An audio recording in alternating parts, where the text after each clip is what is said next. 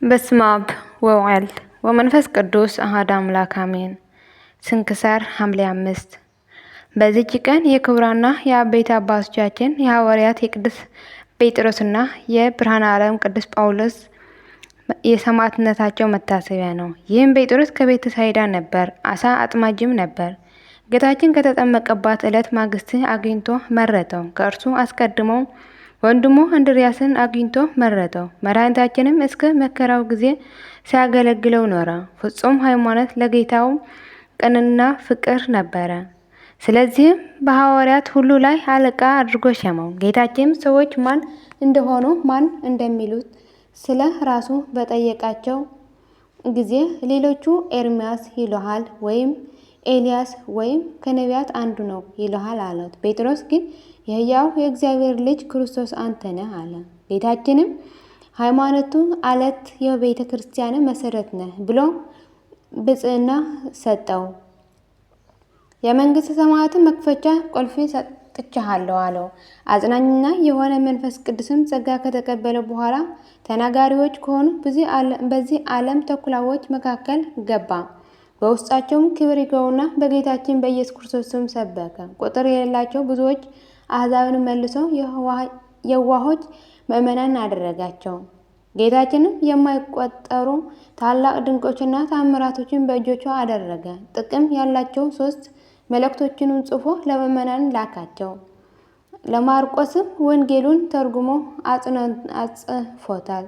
ከዚህም በኋላ ወደ ሮሜ ከተማ ገባ። የከተማው መኳንንት ወደ ሚሰበስባበት ወደ ታላቁ የጨዋታ ቦታ ሄደ። በታላቅ ድምፅ እንዲህ ብሎ ተናገረ።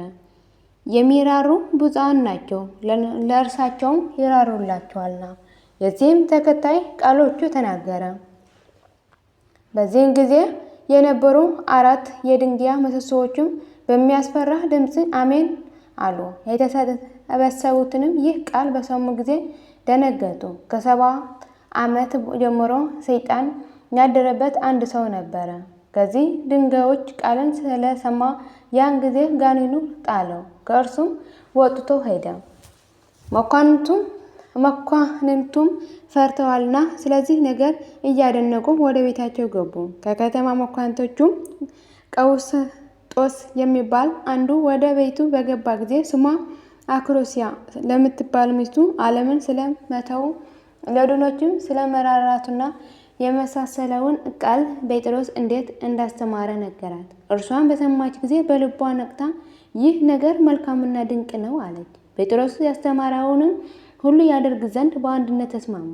ከዚህም በኋላ ገንዘባቸው ሁሉ ለድሆች ሰጡ። ከዕለት እራት በቀር ምንንም አላስቀሩም። ከጥቂት ቀኖች በኋላ ንጉሥ ስለ መንግስተ ሥራ ከእርሱ ጋር ለመማከር በቶሎ እንዲደርስ ወደ እርሱ መልእክትን ላከ። ቀውስጦስም ይህ በሰማ ጊዜ ገንዘብ ስላልነበረው ፈርቶ ደነገጠ፣ ተጨነቀ። ምክንያቱም አማካኝቶ ይሰወር ዘንድ ከሚስቱ ጋር ተማከረ። እርሷ ግን ምክንያት አታድርግ፣ ነገር ግን ወደ ንጉሥ ሂድ፣ የጴጥሮስም አምላክ ጎዳናህን ያቀናልሃል አለችው።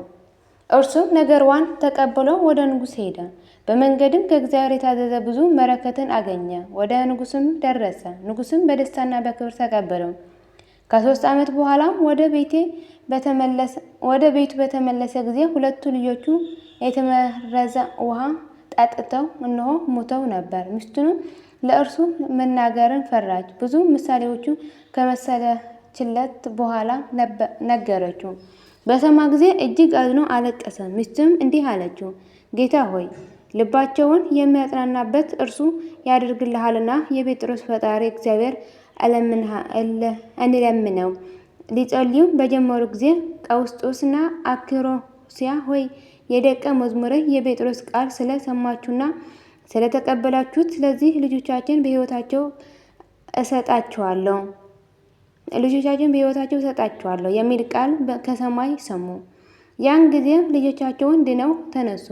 ቀውስጦስና ሚስቱም ደስ አላቸው፣ የተመሰገነ እግዚአብሔርን አመሰገኑት። እሊህም ከሞት የተነሱ ልጆቹ ለቅዱስ ጴጥሮስ ደቀ መዛሙርቶቹ ሆኑ። የአንዱ ስሙ ቀሌምንጦስ ነው። እርሱንም ቅዱስ ጴጥሮስ ያየውና ጌታችን በሥጋ ወደ ሰማይ ባረገ ጊዜ የገለጠለት ምስጢር ሁሉ እየነገረው ነው።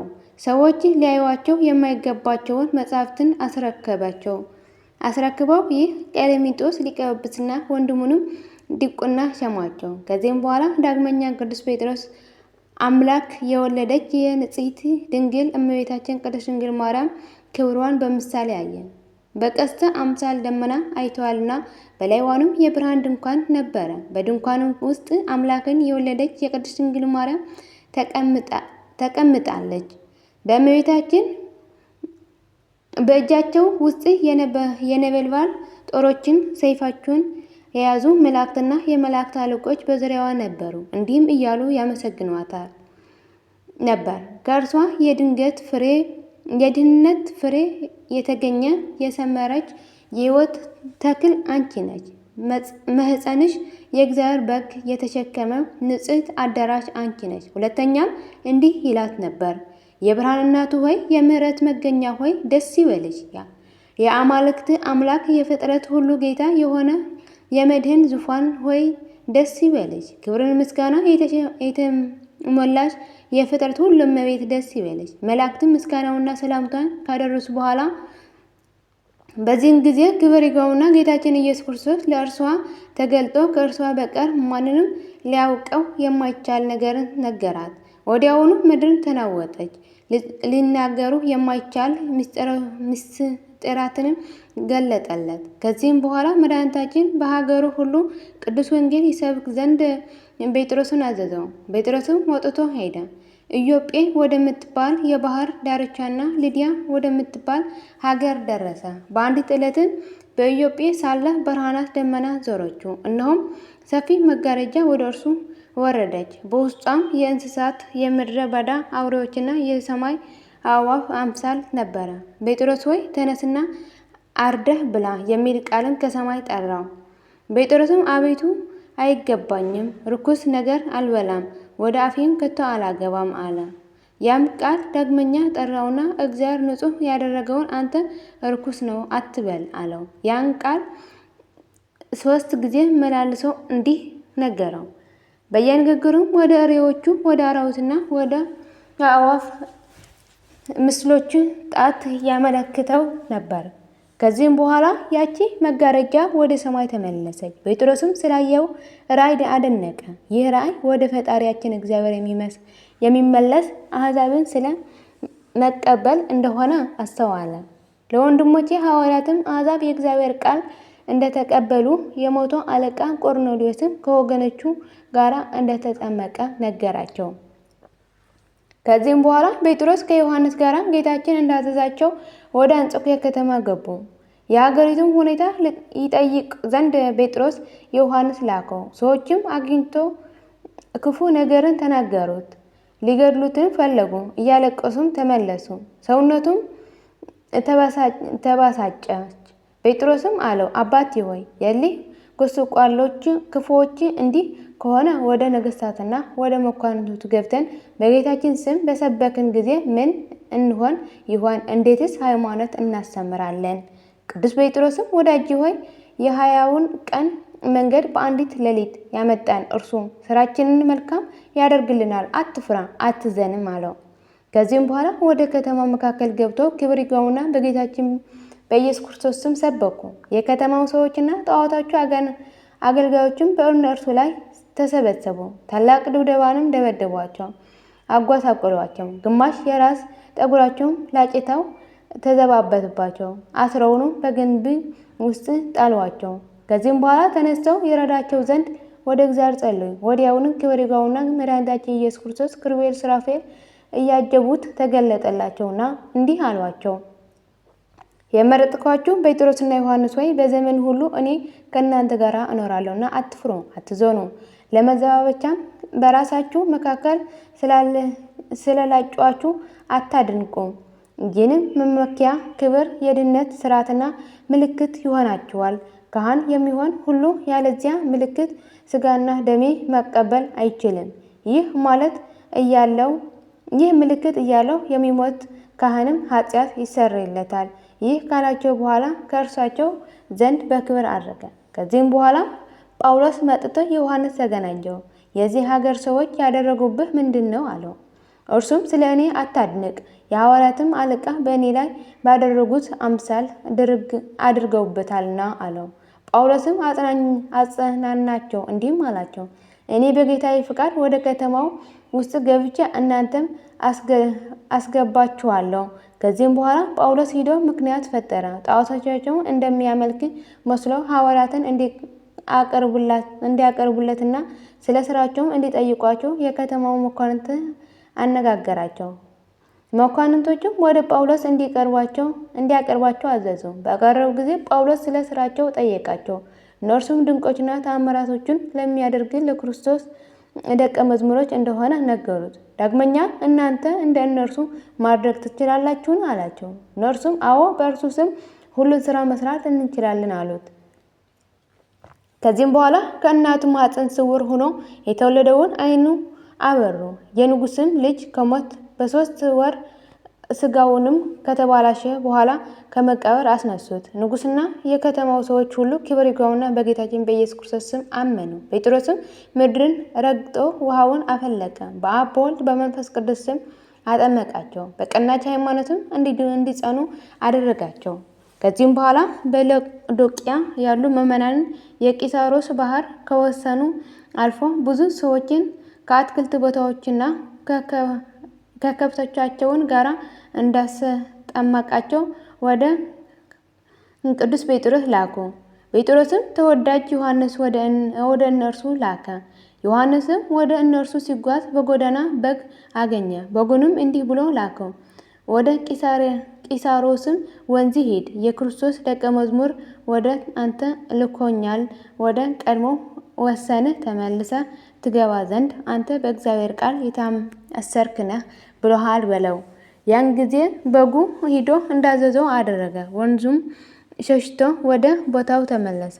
ቁጥር የሌላቸው ብዙዎች የከተማው ሰዎችም ይህ አይተው በጌታ አመኑ። ከዚህም በኋላ ቅዱስ ጴጥሮስ አልፎ ወደ ሮሜ ከተማ ገባ። በዚያም ሥራ መሰሪው ሲምዖን ተቃወመው። እርሱም ከአየር ላይ አውርዶ ጥሎ አጠፋው። ይህንም ድንቅ ሥራ አይተው ብዙዎች ሕዝቦች አመኑ። የከተማው ገዢ የአክሪጵስ ቆባቶችም የቅዱስ ጴጥሮስ ትምህርት ተቀበሉ። ሌሎቹም የከበሩ ብዙዎች ሴቶች ትምህርቱን በመቀበል ከባሎቻቸው ርቀው ንጽሕናቸውን ጠበቁ። ስለዚህም ነገር ቅዱስ ጴጥሮስ ሊገድሉት የሮሜ መኳንንት ተማከሩ። የአልታቢዮስ ሚስትንም እንዳይገድሉት ከሮሜ ከተማ ወጥቶ እንዲሄድ ወደ ቅዱስ ጴጥሮስ ላከች። ምዕመናን ወንድሞችም ውጣ አሉት። እርሱም ቃላቸውን ተቀበለ። ትጥቁንም ለውጦ ከከተማ ወጣ። በሚወጣበትም ጊዜ መስቀል ተሸክሞ ወደ ከተማ ሲገባ ጌታችን አገኘውና አቤቱ ጌታዬ ወዴት ትሄዳለህ አለው። ጌታም ልሰቀል ወደ ሮሜ ከተማ ሄዳለሁ ብሎ መለሰለት። ቅዱስ ጴጥሮስ አቤቱ ዳግመኛ ትሰቀላለህን አለው። ያን ጊዜ ጎልማሳ ሳለህ ወገብህን በገዛ እጅህ ታጥቀህ ወደ ወደድከው ትሄዳለህ፣ በሸመገልክ ጊዜ ግን እጅህን ታነሳለህና ሌላ ያስታጥቀሃል፣ ወደማትወርደውም ይወስድሃል ያለውን የጌታችን ቃል አስተዋለ። ያን ጊዜ ወደ ከተማው ተመልሶ ክብር ይግባውና ከጌታችን ከኢየሱስ ክርስቶስ የሆነውን ለወንድሞቹ ነገራቸው። እነርሱም እጅግ አዘኑ። ንጉሥ ኔሮንም ቅዱስ ጴጥሮስ እንዲሰቅሉት አዘዘ። ሊሰቅሉትም በያዙት ጊዜ ወታደሮቹን እንዲህ ብሎ ለመናቸው። የክብር ንጉሥ ጌታችን ኢየሱስ ክርስቶስ ወደ ላይ ሆኖ ስለተሰቀለ እኔ ቁልቁል ይገባኛል። ወዲያውኑ እንደነገራቸው ሰቀሉት። ተሰቅሎ ሳለም ለምዕመናን የሕይወት ቃል አስተማራቸው። በቀናች ሃይማኖትም እንዲጸኑ አዘዛቸው። ከዚህም በኋላ ነፍሱን በእግዚአብሔር እጅ ሰጠ። ለእግዚአብሔር ምስጋና ይሁን። እኛንም በአባቶቻችን በቅዱስ ጴጥሮስ ጸሎት ይማረን፣ በረከቱም ከእኛ ጋር ትኑር ለዘላለሙ አሜን።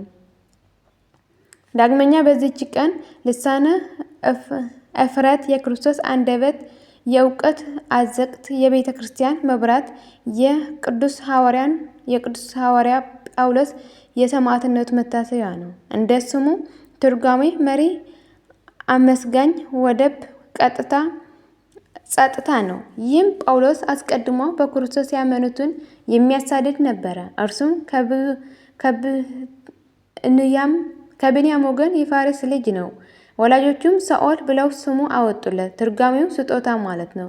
ቁመቱ ቀጥ ያለ፣ መልኩ ያማረ፣ ፊቱ ብሩህ፣ ቅላቱ እንደ ሮማን ቅርፊት ደበብ ያለ፣ ዓይኑም የተካለ የሚመስል፣ አፍንጫውም ቀጥ ያለ፣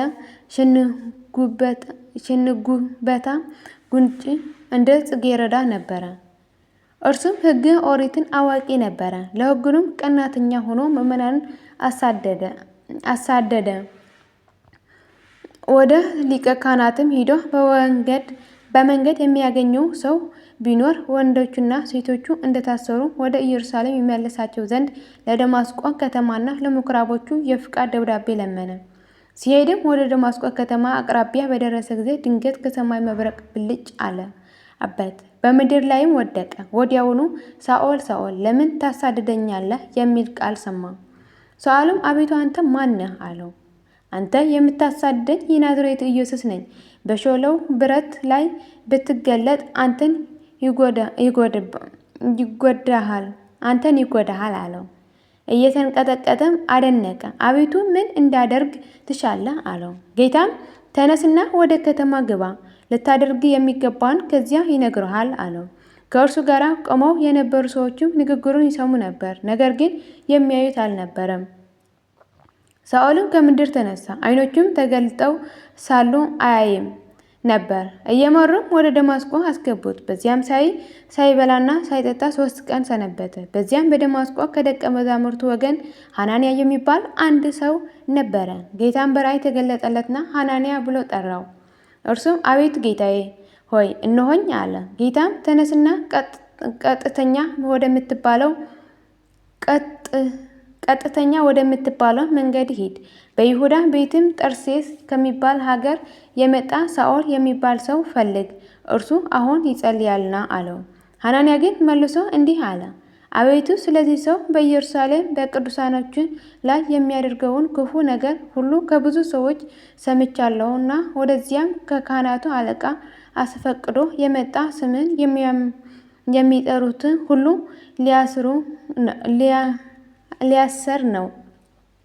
ሊያስር ነው። ጌታችንም ተነስና ሂድ፣ በአሕዛብና በነገሥታት በእስራኤልም ልጆች ፊት ስሜ ይሸከም ዘንድ ለእኔ የተመረጠ ዕቃ አድርጌዋለሁና እኔንም ስለ ስሜ መከራ ይቀበል ዘንድ እንዳለው አሳየዋለሁ።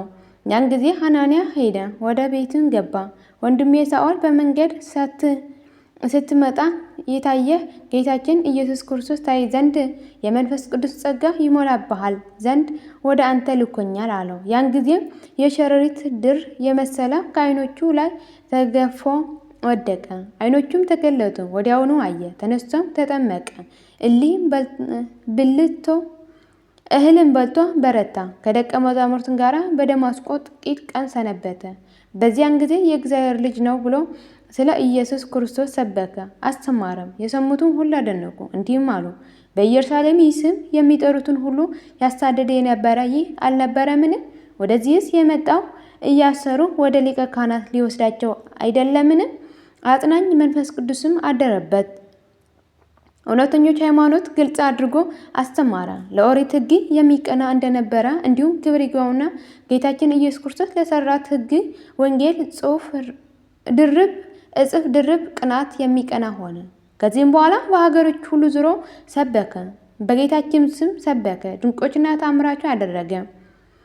ቁጥር የሌላቸው ብዙዎች አሕዛብንም አሳመናቸው። ነገር ግን ብዙ ጊዜ በመገረፍ በመደብደብና በመታሰር ብዙ መከራ ደረሰበት። መከራውኑ ሁሉ ታግሶ በሁሉ ቦታ ዞሮ አስተማረ።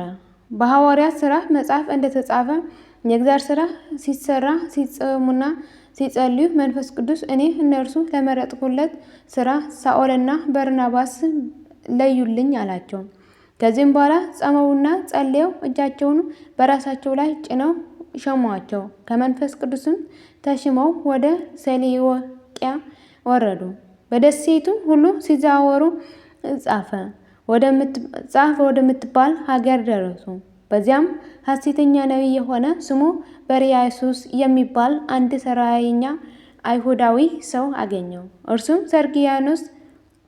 ሰርግዮስ ጳውሎስ ከሚባል ብልህ ሰው ከሆነ ሀገረ ገዢ ዘንድ የነበረ ነው።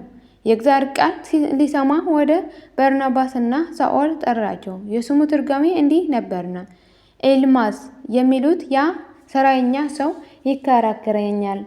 ይከራከራቸው ነበር። ገዢውንም ማመን ሊከለክለው ወዶ ነበር።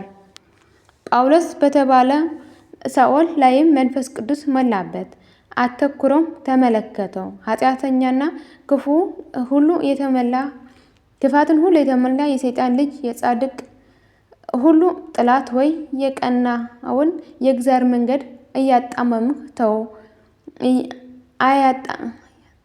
እያጣመምህ ተው ብትባል እምቢ አልህ። እነሆ አሁን የእግዚአብሔር እጅ በአንተ ላይ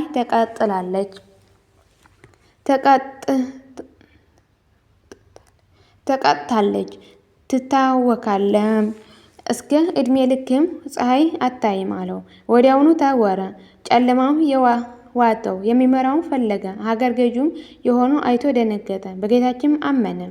ከዚህም በኋላ ሂደው ወደ ሊቃኦንያ ከዚያም ወደ ልስጥሮስና ደርቤን ከተማ ወደ አውራጃው ሁሉ ገብተው አስተማሩ።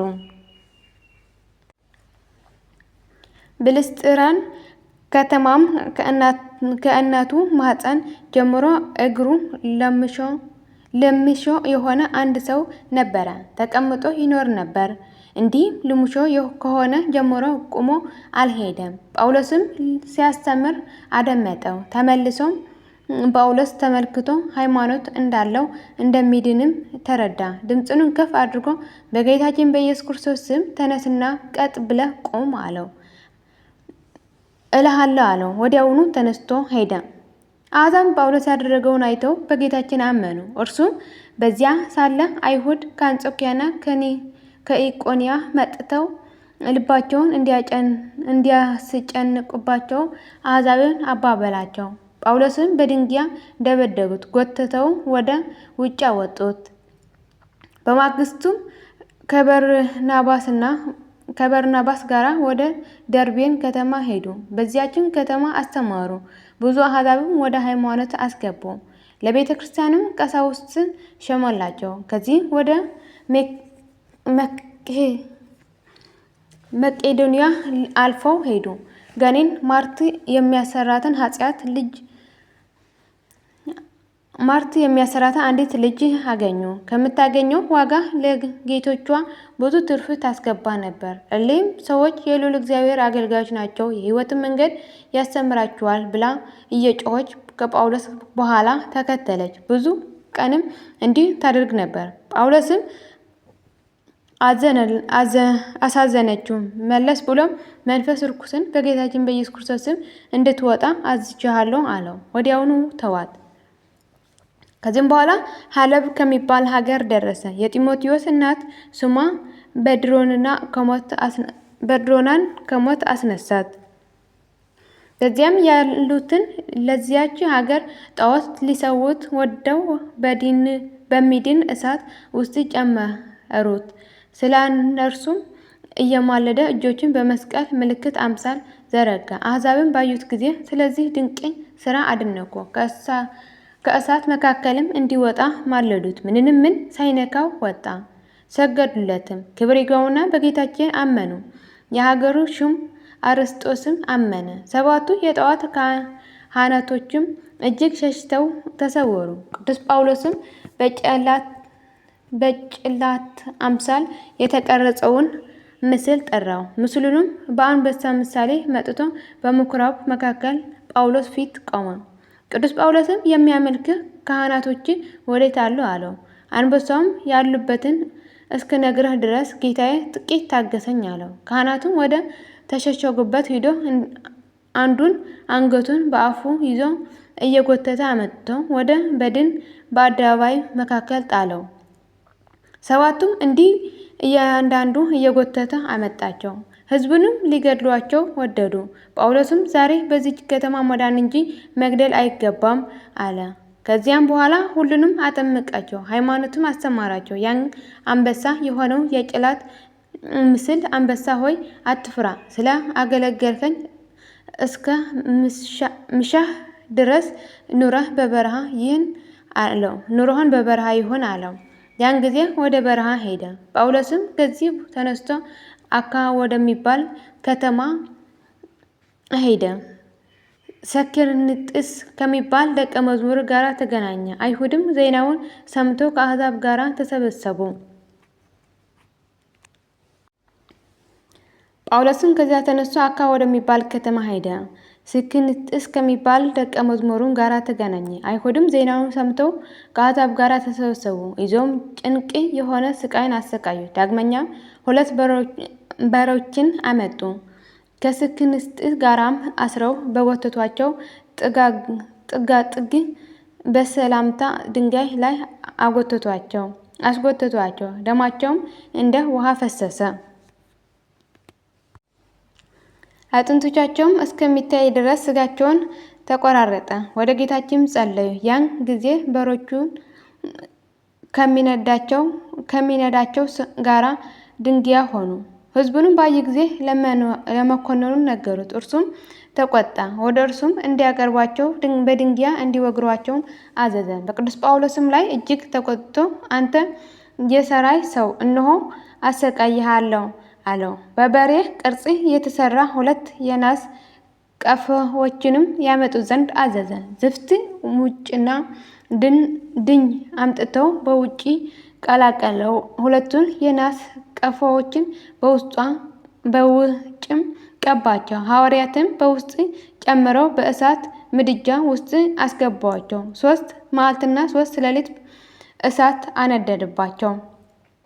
መድኃኒታችን ኢየሱስ ክርስቶስ ከመላእክቶች ጋር መጣ። እሳቱም ከዚያ ፈልሶ ወደ ከተማው ውስጥ ገብቶ የከተማውን ሰዎች ሁሉ እንዲከባቸው አደረገ። በተጨነቁም ጊዜ ጮኹ፣ አለቀሱ። መዳን ከፈለጋችሁ ፈጥናችሁ በአደባባይ በአንድነት ተሰበሰቡ የሚል ቃል ከሰማይ ጠራቸው። ጳውሎስም ወደ በረሃ አሰናብቶት የነበረው አንበሳ መጣ። ጳውሎስ በስሙ በሚያስተምርበት ክብር ይግባውና በጌታችን በኢየሱስ ክርስቶስ ስም እመኑ እያለ ጮኸ። ከዚህም በኋላ ወደ እሳቱ ምድጃ ተመልሰው ጳውሎስን ሰኪርንጥስን ከእሳቱ ውስጥ ውጡ አላቸው። ያን ጊዜም የራሳቸውን ጠጉር እንኳን ሳይነካ ወጡ። በላያቸውም ላይ የቃጠለው ሽታ የለም። ይህን ድንቅ ሥራ አይተው በጌታችን በናዝሬቱ በኢየሱስ ክርስቶስ ስም እናምናለን እያሉ ጮኹ። ከዚህም በኋላ በአብ በወልድ በመንፈስ ቅዱስ ስም አጠመቃቸው። ሰኪርንጥስንም ቅስና ሸመላቸው። ከዚህም በኋላ ከሐዋርያት ፊልጶስ ጋር ወደ 2 ሀገሮች በአንድነት ሄዱ። በዚያም በጌታችን ስም ሰበኩ። የሀገሩ አለቆችም ያዟቸው፣ እጃቸውንና እግራቸውንም አሰሯቸው። በአንገታቸውም የብረት ሰንሰለቶችን አስገቡ። ራሳቸውንም የሚሸፍን የብረት ቆብን ሰሩላቸው። ዳግመኛ በእጅና በመሃል እጅ በጣታቸውም ምሳሌ ሰርተው እጆቻቸውና በክንዶቻቸው እያንዳንዱን የብረት እጅ ጨመሩ። ከብረቶቹም ጋር ቸነከሯቸው። ሁለተኛም እስከ አንገት የሚደርስ በትከሻ አምሳል ሰሩ። በፊትና በኋላም ቸነከሯቸው። ደግሞም መላ አካላቸውን የሚከብና ከአካላቸው ምንም እንዳይታይ የሚሸፍን የብረት ሰሌዳ ሰሩ። ከወገቦቻቸውን ጋር ቸነከሩት። ችንካሮችም ተረከዟቸው ነድለው ወደ ጭንቅላታቸው እስከሚደርስና እስከ አቆሰሏቸው ድረስ የብረት ጫማ ሰርተው እግሮቻቸውን ቸነከሩ።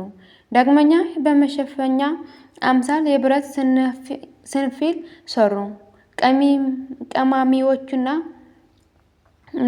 ቀማሚዎቹም መጡ። 1 መክሊት የሚመዘን እርሳስም አመጡ። ታላቅ የብረት ጋንንም 7 ሊትር የሰሊጥ ቅባትን አመጡ። ስቡንና አድሮ የማረን የእሳትን ኃይል አብዝቶ የሚያነደውን ቅመሙን ከውጭና ከድኙ ጋር ቀላቀለው። ከዋርካና ከቁልቁል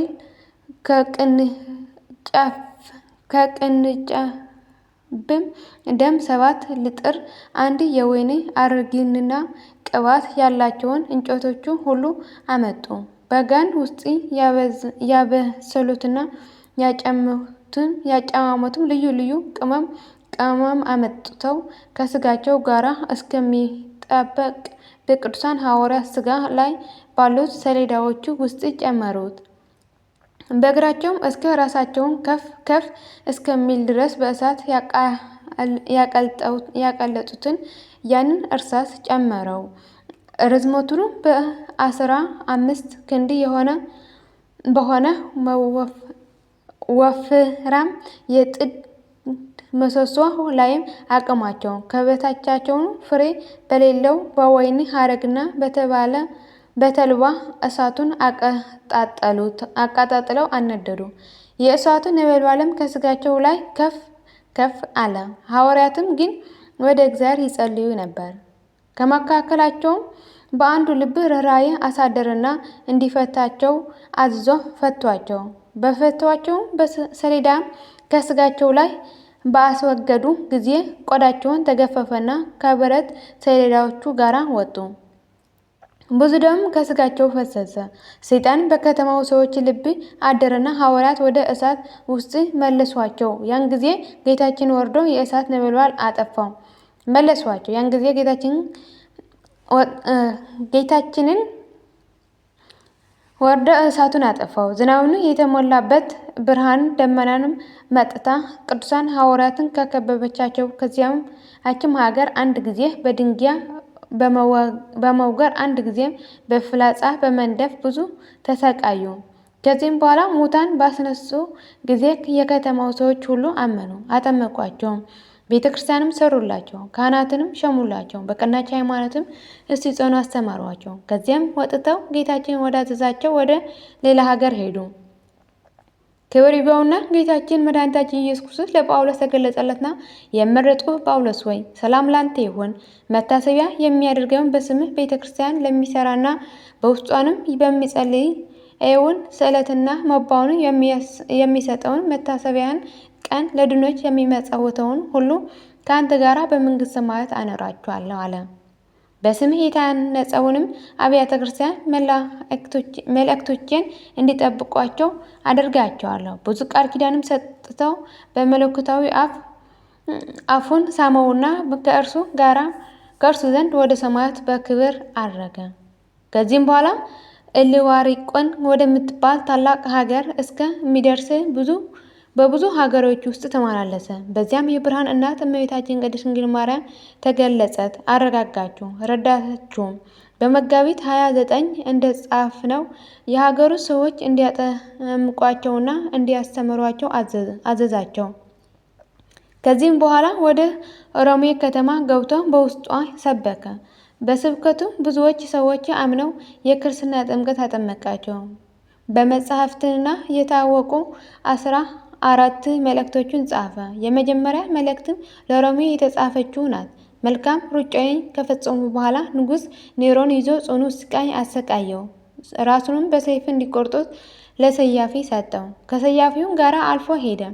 ከንጉሥ ኔሮን ዘመዶች ወገን የሆነች አንዲት ብላቴና አገኘችው። እርሷም ክብር ይግባውና በጌታችን በኢየሱስ ክርስቶስ ስም ያመነች ነበረች። ስለ እርሱም አለቀሰች። እርሱ ግን መጎናጸፊያሽን ስጭኝ፣ እኔም ዛሬ እመልስልሻለሁ አላት። እርሷንም መጎናጸፊያ ሰጠችውና ራሱ ወደሚቆርጥበት ቦታ ሄደ።